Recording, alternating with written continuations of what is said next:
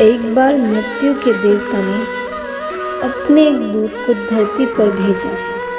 एक स्त्री की मृत्यु हो गई थी। उसकी आत्मा को लेने के लिए भेजा। देवदूत आया, लेकिन वह वहां की स्थिति को देखकर दुविधा में पड़ गया।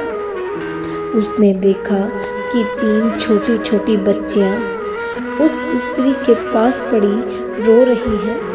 उसने देखा कि एक अभी भी उस मृत स्त्री के स्तन से लगी हुई है, दूसरी बिलख बिलख कर रो रही है और तीसरी रोते रोते सो गई है। उसके आंसू उसकी आंखों के पास ही सूख गए हैं। 3 छोटी जुड़वा बच्ची हैं। माँ मर गई है। परिवार में और कोई नहीं है। पिता पहले ही मर चुका है। इनका क्या होगा? कौन इन्हें संभालेगा? यह सोचकर देवदूत को बहुत दुख हुआ। इसी कारण वह खाली हाथ ही लौट गया और उसने अपने प्रधान से जाकर बोला, प्रभु, मैं उस स्त्री की आत्मा को न ला सका, मुझे क्षमा करें। लेकिन आपको उनकी स्थिति का ज्ञान नहीं है। मेरी जगह यदि आप भी होते तो शायद आप भी यही करते। उस स्त्री की 3 छोटी छोटी बच्चियां हैं, जो अभी भी उनमें से एक उनके स्तन से लगी हुई है, दूसरी बिलख बिलख कर रो रही है और तीसरी रोते रोते सो गई है। परिवार में उन्हें संभालने वाला कोई नहीं है। ऐसी स्थिति को देखकर मेरा दिल उस स्त्री की आत्मा को न ला सका। क्या ऐसा नहीं हो सकता कि उस स्त्री को थोड़ा और समय दे दिया जाए, ताकि बच्चियां थोड़ी और बड़ी हो जाए? ये सब सुनकर मृत्यु का देवता जोर जोर से हंसा और बोला, तू तो ज्यादा ही समझदार हो गया है रे। उस परम पिता से भी ज्यादा जिससे जीवन मिलता है और उसकी मर्जी से ही मृत्यु होती है, तूने पाप तो बहुत बड़ा किया है और उसकी तुझे सजा भी मिलेगी। और सजा ये है कि तुझे पृथ्वी पर फेंक दिया जाएगा और तू तब तक वापस नहीं आएगा जब तक तू अपनी मूर्खता पर 3 बार नहीं हंस लेता। देवदूत राजी हो गया। इस सजा को भोगने के लिए उससे पूरा भरोसा था कि वह सही है। फिर हंसने का मौका ही क्यों आएगा? देवदूत को जमीन पर भेज दिया गया। ठंड का मौसम था। वह एक नग्न अवस्था में सड़क के किनारे पड़ा था। उसी समय एक चमार वहां से गुजरा।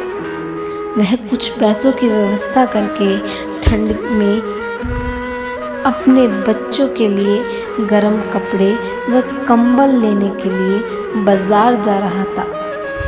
रास्ते में उसने नग्न अवस्था में व्यक्ति के रूप में दूत को देखा, तो उसे उस व्यक्ति पर दया आ गई। उसने अपने बच्चों के लिए गर्म कपड़े व कंबल लेने की बजाय उस नग्न देवदूत के लिए कुछ कपड़े व कंबल खरीद लिए। उस नग्न व्यक्ति ने चमार से कहा कि मेरा कोई घर नहीं है, कोई परिवार नहीं है और न ही कोई रहने की व्यवस्था है। इस भयानक ठंड में मैं क्या करूंगा?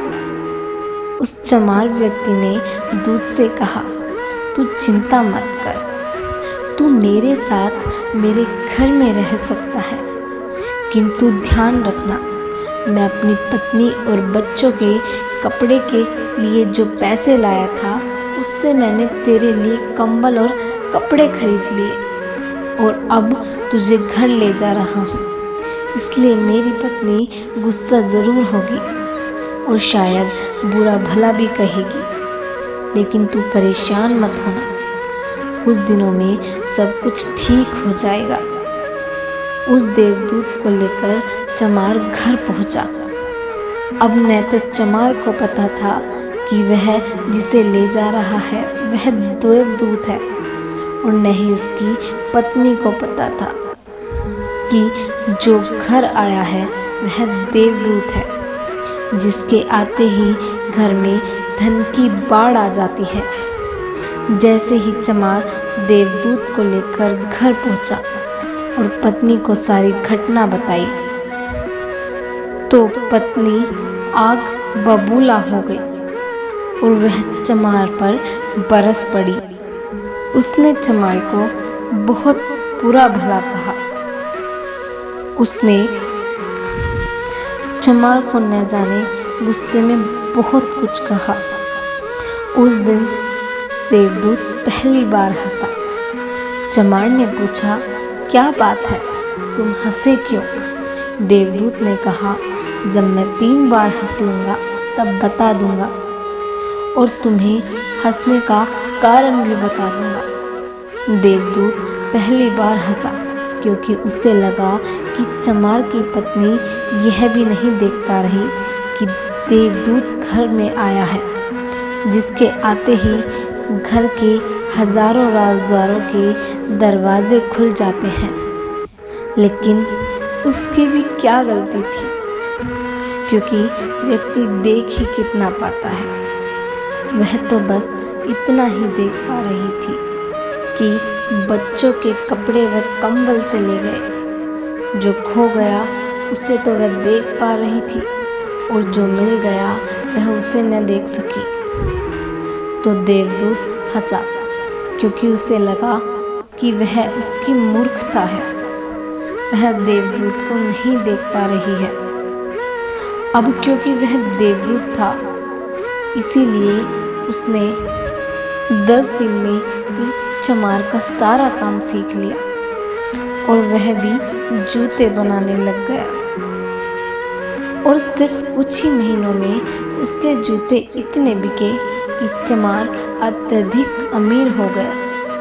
साल भर में पूरे देश में यह बात फैल गई कि इसके जैसे जूते कोई नहीं बना सकता। राजाओं और सम्राटों के जूते अब उसके यहाँ बनने लगे। चमार के घर धन की बारिश होने लगी। सब बहुत खुश थे और सब कुछ बहुत अच्छा चल रहा था।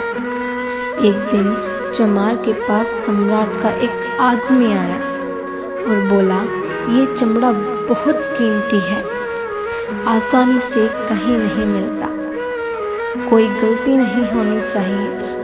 सम्राट के लिए जूते बनाने हैं और ठीक इसी तरह के बनाने हैं। ध्यान रखना, जूते ही बनाने हैं, चप्पल नहीं। उस राज्य में एक ऐसी प्रथा थी, जब कोई व्यक्ति मर जाता था तो उसे चमड़े की चप्पल पहनाकर चिता पर लिटाया जाता था। चमार ने भी देवदूत से कहा कि चप्पल मत बनाना, जूते ही बनाने हैं। सम्राट का स्पष्ट आदेश है, और ध्यान रखना, चमड़ा सिर्फ पर्याप्त मात्रा में है, खराब मत कर देना, वरना बड़ी मुसीबत में फंस सकते हैं। सम्राट का काम है। चमार के इतना कहने के बाद भी देवदूत ने उसकी चप्पल ही बनाई। जब चमार ने देखा कि देवदूत ने जूते की जगह चप्पल बना दी है, तो वह आग बबूला हो गया। वह गुस्से में इतना पागल हो गया कि उसने देवदूत को कुछ डंडे लगा दिए। उसने कहा कि तुझे बार बार समझाया था कि जूते बनाने हैं, लेकिन तूने फिर भी चप्पल बनाई। अब सम्राट हमें छोड़ेगा नहीं, तू तो मरेगा ही, साथ ही में मुझे भी मरवाएगा और मेरे परिवार को भी फांसी लगवाएगा।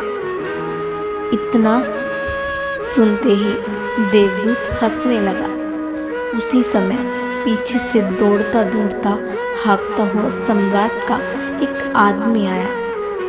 जूते मत बनाना, चप्पल ही बनाना, क्योंकि सम्राट की मौत हो गई है। इतना सुनते ही चमार के हाथ से डंडा छूटकर नीचे जा गिरा और उसने देवदूत के पैर पकड़ लिए और कहा, मुझे माफ कर दो, मैंने तुझे मारा, मुझसे बहुत बड़ी भूल हो गई। देवदूत ने हंसकर कहा, कोई बात नहीं, अपनी सजा भुगत रहा हूं। चमार ने कहा, कौन सी सजा, और तुम हंस क्यों रहे हो? देवदूत ने कहा, जब 3 बार हंस लूंगा तो सब कुछ बता दूंगा। भविष्य अज्ञात है और शिवाय परम पिता परमात्मा के उसे कोई नहीं जानता आगे क्या होगा। और इंसान तो वैसे भी अपने अतीत के अंतर्गत फैसले लेता है। सम्राट जिंदा था तो जूते चाहिए थे और मर गया तो चप्पल। देवदूत दोबारा हंसा, यह सोचकर कि भविष्य हमें अज्ञात नहीं और हम आकांक्षाएं करते हैं और अनुमान लगाते हैं कि जो होगा वह हमारे अनुसार होगा, किंतु यह पूरी तरह व्यर्थ है। हम इच्छा करते हैं कि जो घटेगा हमारे अनुसार घटेगा, किंतु वो कभी नहीं घटता, क्योंकि कुछ और ही घटना तय है, क्योंकि हमारी नियति हमारे अनुसार नहीं चलती है। चाहिए चप्पल और हम बेवजह जूते बनवाते हैं। मरने का समय नजदीक आ रहा है और हम जिंदगी का आयोजन कर रहे हैं। तो देवदूत को लगा कि मुझे क्या पता होगा कि उन लड़की का भविष्य क्या होगा। मैं बेवजह ही बीच में पड़ रहा था। यही सब सोचकर देवदूत अपनी मूर्खता पर जोर जोर से हंस रहा था। इसी प्रकार कुछ वर्षों के बाद एक तीसरी घटना घटी। देवदूत चमार की दुकान पर बैठा हुआ जूते बना रहा था। तभी वहां 3 जवान लड़कियां एक बूढ़ी औरत के साथ आई। उन तीनों की शादी होने वाली थी, तो वह अपने जूतों के लिए नाप देने के लिए आई। देवदूत उन्हें देखते ही पहचान गया कि ये वही 3 लड़कियां हैं जिन्हें वह उनकी मां के पास छोड़ आया, जिनके कारण आज वह यह सजा भुगत रहा है। वो तीनों देखने में स्वस्थ और सुंदर थी। उन्हें देखकर लग रहा था जैसे कि वह बड़े राजघराने में पली बड़ी हो। उसने उनसे पूछा कि यह तुम्हारे साथ बूढ़ी औरत कौन है? तभी बूढ़ी औरत ने जवाब दिया, ये मेरे पड़ोसन की लड़कियां हैं। बचपन में ही इनकी मां की मृत्यु हो गई थी। बेचारी बहुत गरीब थी, उसके पास खाने को भी न था। उसके स्तनों में इनको पिलाने के लिए दूध भी न था। वह इनको दूध पिलाती पिलाती मर गई और मेरी कोई संतान न थी। तो मैंने इन तीनों को अपने बच्चों के रूप में अपना लिया और अब इनका सम्राट के खानदान में विवाह होने जा रहा है। देवदूत ने सोचा, यदि आज इनकी मां जीवित होती तो ये तीनों भयानक भूख और गरीबी में जी रही होती। अब क्योंकि मां मर गई, इसी कारण इनका लालन पालन इतने धनी परिवार में हो और अब इस बूढ़ी औरत की धन दौलत इन तीनों की ही होगी। उस दिन देवदूत अपनी मूर्खता पर तीसरी बार हंसा। उसने उन लड़कियों के लिए अब तक के सबसे शानदार जूते बनाए और चमार को सारी बात बताई कि ये 3 कारण थे मेरे हंसने के। मेरी गलती थी जिसकी मुझे सजा मिली और अब मैं समझ गया जिसकी नियति सबसे बड़ी होती है, और हम सिर्फ उतना ही देख पाते हैं जितना हम देख सकते हैं, और जो हम नहीं देख सकते वो बहुत बड़ा और विशाल है, और जो हम देख सकते हैं उससे हम उस बात का सटीक अंदाजा नहीं लगा सकते जो घटित होने वाला है। मैं अपनी मूर्खता पर 3 बार हंस चुका हूँ। मेरा दंड पूरा हुआ, इसलिए अब मैं चलता हूँ। और देवदूत वहां से चल पड़ा। इस कहानी से सीखने वाली बात यह है कि आज घटी घटनाओं को देखकर हम यह अंदाजा नहीं लगा सकते कि क्या होने वाला है।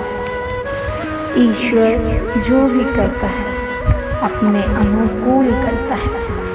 हम भाग्य को नहीं बदल सकते।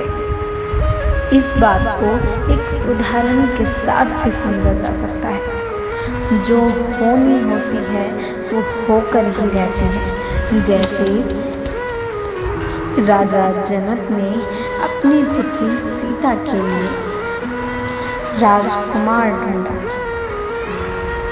किंतु फिर भी पूरा जीवन दुख के साथ व्यतीत करना पड़ा।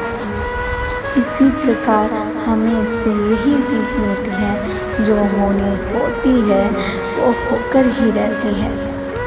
वो हमारे अनुकूल बिल्कुल नहीं होती। इसलिए अपना कर्म करते जाइए, फल की चिंता ना करें।